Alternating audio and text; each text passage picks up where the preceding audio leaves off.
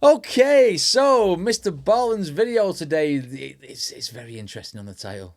These people lost touch with reality. I know quite a few people around here like that. Having a conversation with them can be very interesting. So, I wonder what people Mr. Ballen's going to be talking about today. But before we do jump into this video, if you do actually like my reactions, then please consider hitting like and subscribe. It supports me, it supports the channel. I do appreciate it very, very much. And don't forget to follow Mr. Ballen as well. Most important thing about this. Right, let's see who's losing touch with reality. Maybe these people are losing touch with their lives, because it's a Mr. Ballen video after all, and people always die in them. Let's go. In today's episode, I'm going to tell you 3 true stories about people who made choices that are so shocking, you'll find yourself leaning in closer just to make sure you heard that right. Oh, okay. But before we get into those stories, if you're a fan of the strange, dark, and mysterious delivered in story format, then you've come to the right place, because that's all we do, and we upload 2, 3, even 4 times every week. So if that's of interest to you, like button. Please break into the like button's car and remove their steering wheel. Also, please subscribe to our channel and turn on all notifications so you don't miss any of our— None of this, jump into the car, fill the vent with glitter, and then set the dial to 4. Just this time, it was just short, sweet, blunt, break into Lightbun's car and steal his steering wheel. And then he just carried on, dead blase. Let's get into today's story. Story 3 is audition. Let's go. One weekday morning in March of 1995, a man named Luther Charles sat on the porch of his parents' house in St. Louis, Missouri, while holding a newspaper. Both of Luther's parents were at work, but Luther was not, because he didn't have a job. In fact, he hadn't had a single job in the last 5 years. Should have got a paper round. Hey, with the papers, let's go. Because he didn't have a job. In fact, he hadn't had a single job in the last 5 years. So Luther desperately wanted to be an actor professionally. And he'd spent the last 5 years, not working, but auditioning constantly and getting rejected over and over and over again. Now he was totally broke and living with his parents, but he had— See, I can imagine that scenario. You want something that much, and the fact that you go to audition after audition after audition, it has got to be soul destroying, because when these people go for these acting jobs, they're queuing out the door to be the actor or actress, aren't they? You know what I mean? The likelihood of you getting picked is like, it's very, very small, isn't it? Let's face it. Over and over again. Now he was totally broke and living with his parents. But he had not lost the dream of wanting to be an actor. Now, Luther knew that a lot of people, at least outside of the acting world, thought that trying to be an actor was sort of a pipe dream. Only chosen few get to do that professionally at a high level. And that he, Luther, should be more realistic and just get a normal job, especially after 5 years of attempts that didn't work out. I don't agree with that. I think you should always chase your dreams. You should always try and make something that you want to do of your life. Do you know what I mean? Make something of your life that you want to do, should I say. Because if you give up on your dreams, you're never going to be happy. And then you'll look back on it and saying, I should have took that chance. I should have tried that. I should have carried on, persevered with it. And then when you've explored every single avenue, 5 years is not that long, really, is it? To be having the door slammed in your face. Just keep going. Unless people are telling him you're no good at it. You know what I mean? But then again, you can make improvements then, can't you? But he just couldn't bring himself to do that, because for him, it was going to be acting or nothing. Okay, good So man. on this particular morning, he was doing what he did almost every single day, which was flipping through the classified section of the newspaper, looking for any open calls for auditions. And as he scanned the page he was on, he saw one that caught his eye. It was for a musical that was being produced several hundred miles away in Ohio, but they had an open call for auditions that night. Now, at first, Luther was kind of confused about why producers from Ohio would place a call for auditions in a newspaper in Missouri. But then he saw that it was because these producers were trying to find a very specific kind of actor for what sounded like a very unique character. And Luther realized he could be what they were looking for. This could finally be his chance to get his big break.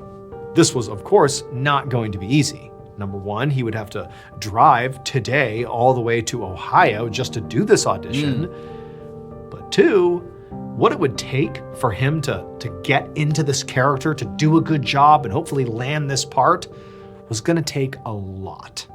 But after 5 years of near constant rejection, he was willing to try anything. Fair play. A few minutes later, Luther got into the driver's seat of his car. He was carrying 3 things with him: a map to help him get to Ohio, an entire bottle of whiskey to help him be brave, and a hacksaw. What? He's going driving with a bottle of whiskey. Can't drive and drink whiskey. Plus, if he starts drinking it before going into the audition, they're going to smell it. It's not exactly like weak, is it? Whiskey. It's like a 40% or something. To help him get into character. Ah, no. That evening in Ohio, Hacksaw. one of the producers of this musical sat in the front row of an empty auditorium. She'd spent the last several hours listening to hopeful actors read monologues and sing songs, and she knew there were still more people waiting to audition. So she called for the next person in line to come inside. And a moment later, a man stumbled out onto the stage, and when the producer saw him, she was just confused because he seemed very wobbly, almost like he was drunk. Right. And he had on this weird sort of costume where he had bandages wrapped around his head. And then, in a very slurred voice, this man said his name was Luther Charles, and he knew that this musical required a very specific kind of actor, and he had made sure that he was perfect for this part. Okay. The producer didn't understand what Luther was talking about, though. But before she could clarify, Luther, on stage, began unwrapping the bandages from his head. And when the producer saw what was underneath them, she began screaming for help. It would turn out that casting call in the newspaper that Luther read that inspired him to go here and do this contained a very unfortunate typo. What the producers of the musical were looking for were genuine, fearless actors. But what actually got printed was a call for, quote, genuine, earless actors. Cut his ears off. And Luther Charles was so desperate to land a role that he drove to Ohio, downed a bottle of whiskey, and then cut off both of his ears with that hacksaw. What? Because he believed it would make him perfect for this musical. I mean, there's different ways of keeping your ear to the ground, isn't there? Let's face it. He's cut his own ears off. Nothing's that desperate. I mean, I know I said follow your dream and all that sort of shit. But cut your ears off. At least he's not dead. Well, not dead yet. No wonder he had an hacksaw.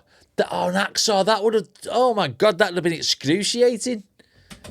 Because he believed it would make him perfect for this musical. What an idiot. Luther survived his self-inflicted injuries and later underwent psychiatric treatment. He did not, however, get the part. He later didn't get that part. Oh my God. What a freak show. Even if it said, even if they were a genuine earless performer, I mean, what would go through your mind to think that actually making yourself earless was the way to go? They'd have like makeup and things to cover him. Even in 1995, they would have had that. Jesus Christ, what a crazy guy. Van Gogh has got nothing on him, has he? What's inside? Probably Luther's ears. Let's go. Friends Romans, lend me your ears. Right, okay, let's keep everyone's ears on. On an evening in October of 2003, a woman named Tina carried a grocery bag down the hallway of a big apartment building in Harlem, New York. Right. The hallway was narrow, with white tile walls and heavy metal doors and overhead lights that flickered. And as Tina stopped in front of her door, she caught a whiff of a familiar smell coming from across the hall in apartment 5E. It smelled like urine and rotting meat. Ooh. Tina grimaced, but quickly set down her grocery bag and began sifting through her purse for her keys. Oof.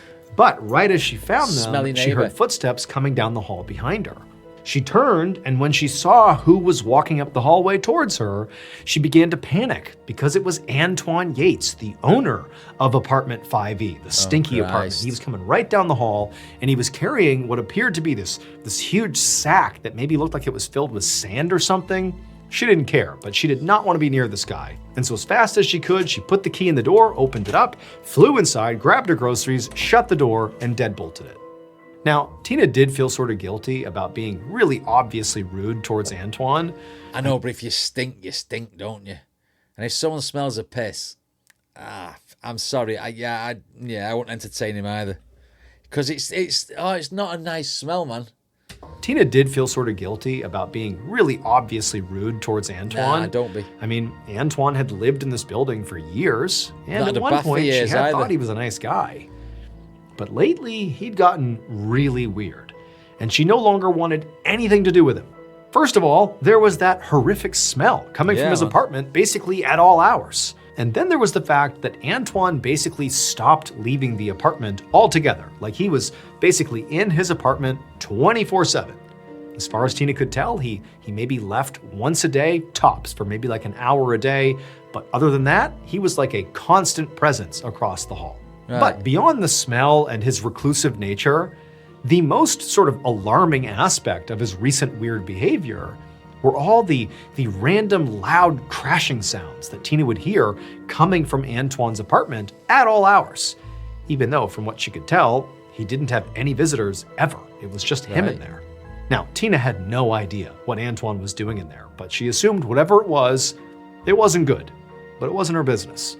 And so she decided that the best thing she could do was just stay in her apartment, make sure the door was locked, and hope at some point he stopped doing whatever it was. And put a draft excluder near the door so that smell of piss doesn't come underneath. I mean, Christ. Make sure the door was locked, and hope at some point he stopped doing whatever it was. No excuse to be dirty. A couple days later, Tina went down to the lobby to check her mail. And when she did, she ran into a woman named Joyce who lived in apartment 4E, which was directly below Antoine's apartment. Tina said hello to her, and as she opened up her mailbox, Joyce came over and stood next to her with this sort of strange look on her face. Tina picked up on it and asked her what was wrong. And Joyce told her that last night she'd noticed liquid dripping down through her ceiling. And at first she thought it was maybe a burst pipe or an overflowing sink. But when she got a rag and went to clean it up, she realized it wasn't water. It smelled like pee. Then Joyce, she lowered her voice and leaned in close to Tina. And she said the pee wasn't the only weird thing. Sometimes late at night, when the building was quiet, she said she could hear what sounded like whimpering coming from the upstairs apartment, Antoine's apartment. And at this, Tina's heart began to pound. Now, she had tried to just kind of, mentally and physically avoid the whole Antoine situation, whatever it was. Yeah. But now that she knew other neighbors were also noticing bizarre things like she was, she felt like she had to act. And so Tina said to Joyce that, you know what, we really ought to call the housing authority and see if they'd come out and investigate to see what was going on. But Joyce said she'd already tried that. She'd called multiple times, and so far, nobody had done anything. So Tina told Joyce that, okay, well, let's all get together, all the other neighbors, and go to the housing authority as a group. And maybe then they'd be taken more seriously. Joyce liked the idea, so the two women exchanged numbers, and then Tina went back up to her apartment. But the next day, before Tina had time to chat with any more neighbors, she came home from the store and walked into the lobby of the apartment building, and she saw Antoine on the floor of the lobby screaming in pain with two police officers huddled over him. He had these gaping wounds all over his arm and his leg, and there was blood all over the tile floor. Tina didn't know what to do, so she just hustled right past them through the lobby, made her way upstairs, and got inside her apartment. But once she was inside, her curiosity got the best of her, and she ran to the window to see if there was anything going on outside that could begin to explain what was going on with Antoine. And outside, she saw an ambulance pull up, and then moments later, paramedics loaded Antoine into the back of it, and they took off. After that, Tina basically sat there expecting any moment for the police to come barreling down the hallway and break down Antoine's door, apartment 5E, to finally put an end to whatever was happening inside of there. Yeah. But she sat there waiting for an hour, and she didn't hear anything. And then finally, after, about an hour, she saw those two police officers from the lobby get back in their squad car and drive away. Tina was shocked. I mean, she had no idea what happened to Antoine, but she also couldn't conceptualize of what Antoine would have told those officers that would make them think they should just leave without checking his apartment. And so Tina felt like she couldn't just sit here and do nothing. Like somebody Unless he was downstairs already and he'd cut himself down there and they've just arrested him because of like someone's phoned the police and they didn't have anything to do with his apartment. I don't know. But I mean, this is quite intriguing, this one. Apartment. And so Tina felt like she couldn't just sit here and do nothing. Like somebody needed to go in there.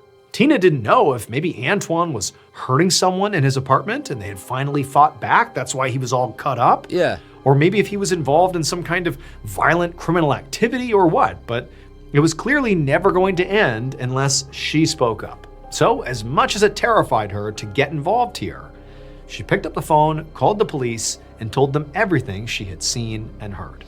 Right. The next day, Tina was coming home from work when she saw this huge crowd gathered outside her apartment building. Hundreds of her neighbors were just standing on the sidewalk looking up at the side of the building. And when Tina looked up, she saw what they were watching. A police officer was rappelling down the side of this building from one of the upper levels. And with him, he had this big rifle and some other huge weapon, and he was slowly making his way down. But then he eventually stopped right outside a 5th floor window. And Tina realized he was stopping outside of Antoine's window. That was his apartment. And so Tina and the others watched as this officer began to tap on the glass of the window. And then there was this huge explosion of glass that flew outwards, like the window had broken, but from the inside going out. That officer immediately raised his rifle and began firing into the apartment while also signaling to the police officers above him, leaning out of another apartment to pull him up. And they immediately began pulling him up. And then a few minutes later, a half dozen more police officers came running out the front door of the apartment building. What's in this pissy apartment, man? Who's shooting at him? Because it's got to be a gunshot, that, if he's putting his gun and shooting back. What's going on with this apartment? More police officers came running out the front door of the apartment building, and they were carrying this massive tarp between them with something obviously very heavy and large inside of it. Now, none of this made any sense to Tina until the officers passed by her and she caught a glimpse of what was in the tarp. It would turn out Tina and Joyce were right to be suspicious of Antoine. That tiger's mauled Antoine. He's not hurt himself. He's attacked him. And that piss is obviously the tiger pissing through the floor, marking its territory. Holy shitballs. Who keeps a tiger apart from Mike Tyson? Tarp. It would turn out Tina and Joyce were right to be suspicious of Antoine. But it wasn't because he was a violent criminal who was secretly hurting people in his apartment. No, his secret was actually much weirder. Antoine had a very strange pet. Specifically, he had a 400-pound tiger named Ming, who had been living in Antoine's apartment for years. It slept in one of his bedrooms with a giant sand pit. It peed basically everywhere, and it lived off raw meat. Antoine's horrible wounds that day were caused by Ming biting him when Antoine tried to stop the tiger from pouncing on one of his other pets, a stray kitten that he had taken in. As for Antoine and Ming, they both survived this encounter. Idiot. Antoine was ultimately arrested for reckless endangerment. Yeah. And Ming, who was just tranquilized during that exchange with the police officer, was carried out of the apartment and taken to a sanctuary in Ohio. Also, that stray kitten survived the attack as well. Look at that. He's like, pull me up because this tiger's going to jump out the window and kill me. So there's nothing shot. The tiger obviously broke the glass, not a gunshot. I thought with him shooting it in there. Fucking hell. A 400-pound tiger in the flat. Can you imagine being that woman? Oh my God. And there's a tiger. Do you know that behind that piece of wood, there's a tiger? A fucking tiger.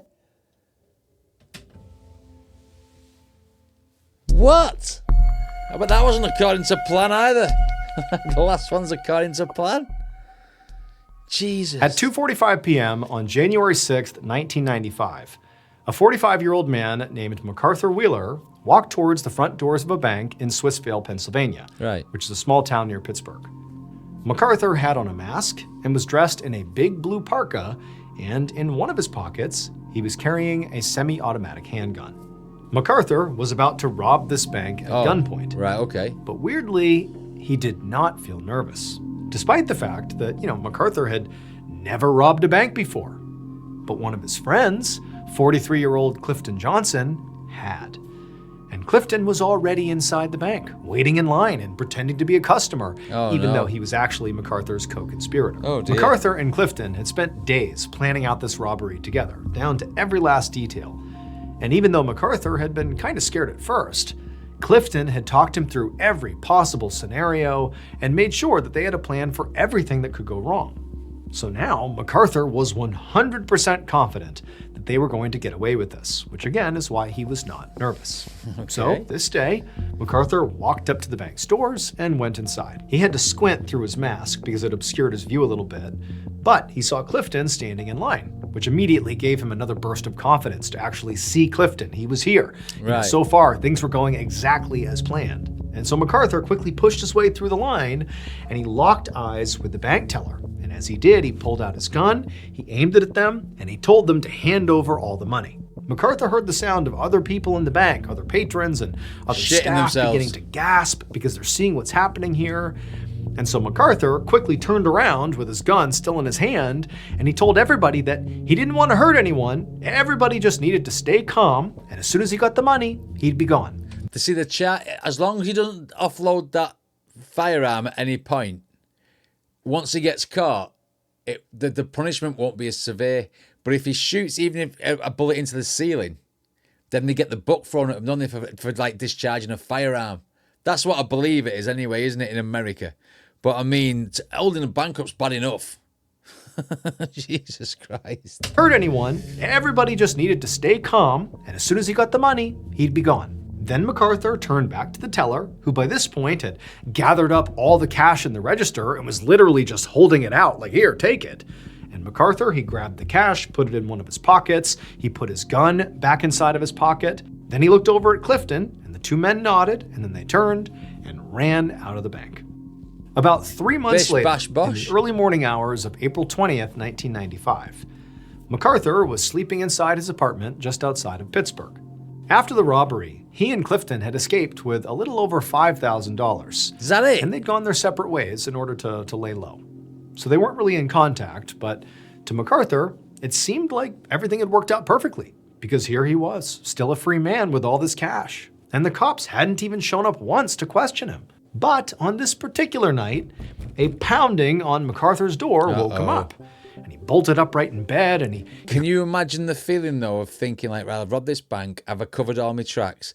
You would be living on the edge, looking over your shoulder 100% of the time. Every little noise when you're in bed, is that someone knocking on the door? Because you'd be in a proper paranoid state. Yeah, robbing banks shouldn't do it. A pounding on MacArthur's door woke him up. And he bolted upright in bed and he heard somebody yell at him to open up because it was the police. Now at this point, MacArthur was definitely nervous. However, he sort of calmed himself down and told himself that right now his best option was just to play it cool.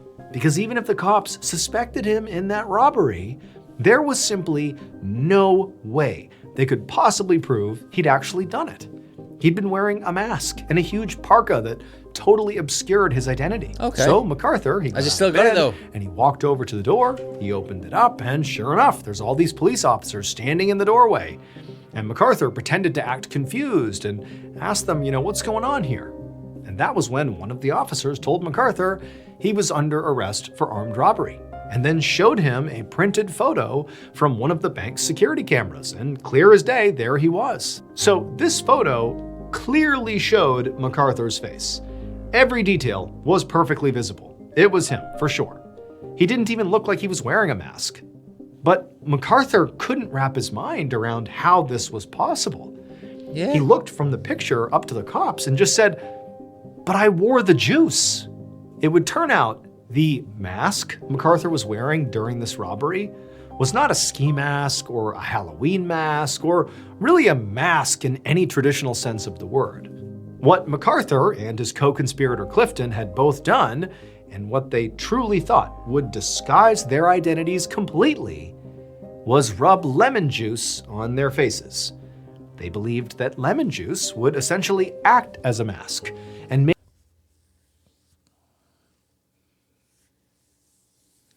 Just when you think you couldn't hear something more stupid than the last one. And then you get this. You get absolute pillocks rubbing lemon juice on your face, which is just like basically the same as putting water on your face or whatever, only it wouldn't sting your eyes. Thinking that would make them look any frickin' different. Who told them that crock of shit?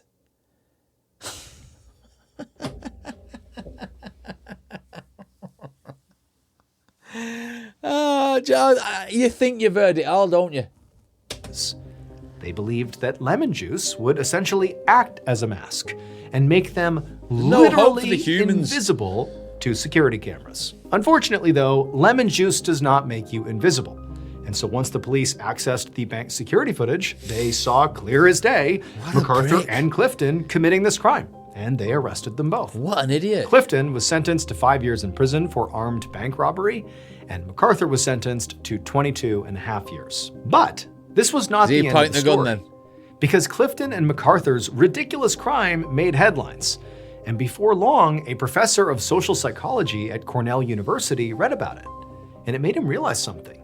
The fact that MacArthur literally believed lemon juice would make him invisible, and he acted on that knowledge, or that supposed knowledge, to commit this crime, and then was shocked when it didn't work, that suggests a level of stupidity that is just exceptionally high. So high that this professor began to wonder if maybe Diminished MacArthur responsibility. is so stupid, he actually doesn't understand how stupid he really was. They're gonna put him in like an asylum, or he's gonna get off with like diminished responsibility or some crap like that. That's what's happening next, isn't it? You know what I mean? Oh my God. Stupid. Tell it, Mr. Ballin. He actually doesn't understand how stupid he really was. And so this led the professor to research this idea. And he ultimately established a new psychological concept that we now call the Dunning-Kruger effect, which essentially says that the more incompetent a person is at something, the less likely they are to recognize their own incompetence. Basically, the dumber you are, the more confident you become. You don't get much more dumber by saying, I'll put lemon juice on my face and then nobody will know who I am. And the cameras won't pick me up. I mean, what the... Oh my God. Did he not put lemon juice on his face and look in the frickin' mirror? Seriously.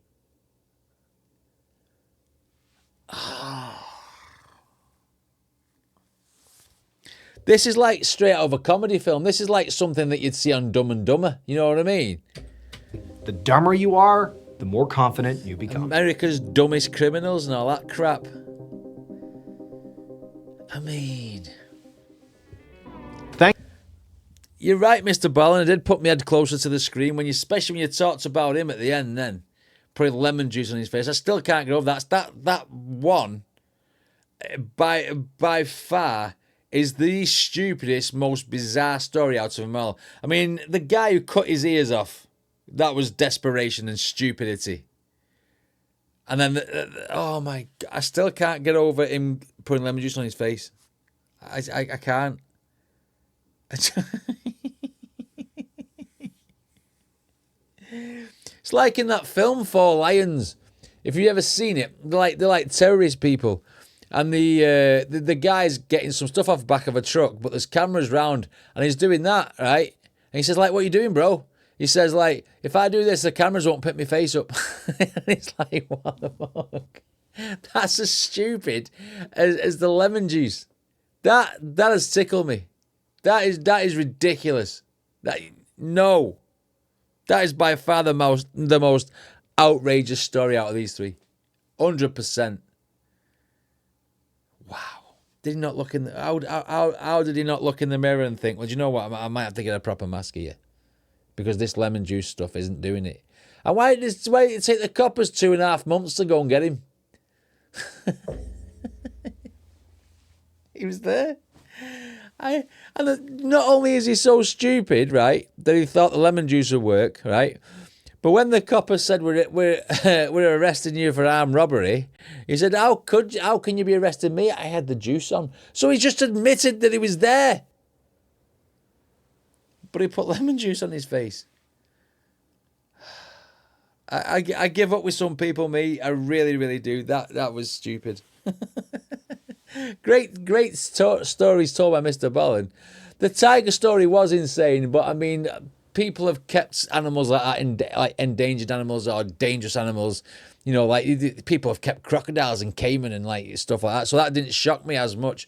I mean, in an apartment block, you know, you're risking other people getting hurt. In your own house, you know, you've got more of a chance of less people getting hurt. But that's just a lemon juice, man. I can't get past the lemon juice. Anyway, what did you guys think? Let me know in the comments. Don't forget to check out the original video. Give it a like, give it a subscribe, etc. If you want to subscribe here too, I would appreciate it very, very much. I'm going to go to bed and not use any lemon juice. Still can't get over that. See you next time.